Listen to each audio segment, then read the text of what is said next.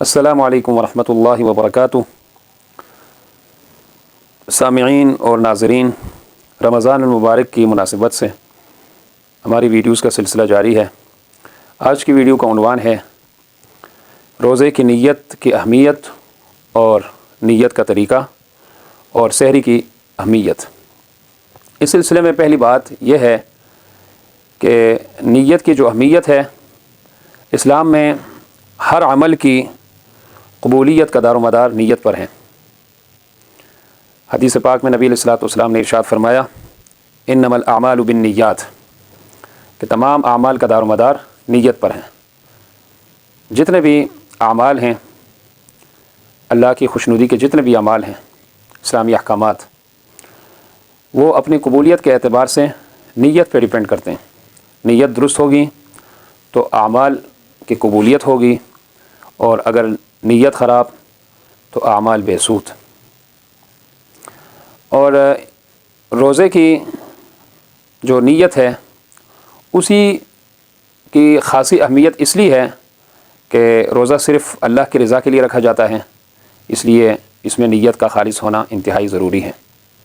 اب جو دوسری بات ہے کہ نیت کا طریقہ کار کیا ہوگا، وہ یہ ہے کہ نیت جو ہے وہ خالص دل کے ارادے کا نام ہے۔ الفاظ میں نیت کے کلمات ادا کرنا کوئی ضروری نہیں ہے۔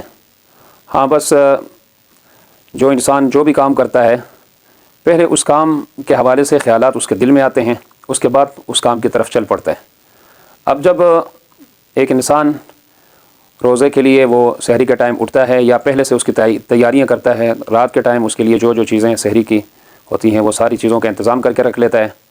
اس کے بعد پھر وہ سحری میں اٹھتا ہے، اور پھر وہ ساری تیاریاں کرنے کے بعد کھانا وغیرہ کھا کے جو سارا کچھ کر رہا ہوتا ہے، یہ سارے کے سارے اعمال یہ اس کی نیت ہیں، کیونکہ وہ صرف اور صرف روزے کے لیے کر رہا ہے، وگرنہ عام دنوں میں کوئی اس ٹائم اٹھ کے کوئی نہیں کھانا کھاتا، اور یہ انسان کے جو روٹین کے جو معاملات ہیں اس کے خلاف ہیں۔ تو یہ دل کے جو اس کے خیالات ہیں، دل کے جو اس کے ارادے ہیں، اسی کو نیت کہتے ہیں۔ اور آخری بات یہ ہے کہ جو سحری کی اہمیت اسی حوالے سے کہ یہ سحری جو ہے یہ ایک اعتبار سے روزے کی نیت ہے، اس کی بہت بڑی اہمیت ہے۔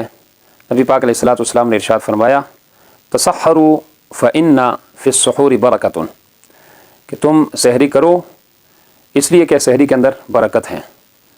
تو سحری کا اہتمام ہے اور ہمیں کرنا چاہیے۔ الحمدللہ سارے مسلمان اس کا بڑا اہتمام کرتے ہیں۔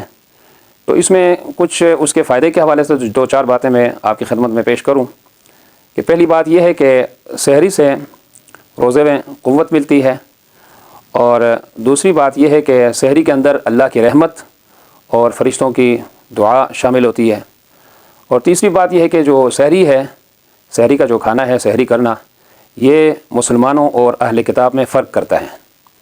اور آخری بات یہ ہے کہ سحری کو کب کرنا چاہیے، تو سحری کو اس حوالے سے یہ ہے کہ سحری بالکل آخری ٹائم پہ، بالکل جو آخری ٹائم ہوتا ہے اس پہ کرنا افضل ہے، بہتر ہے۔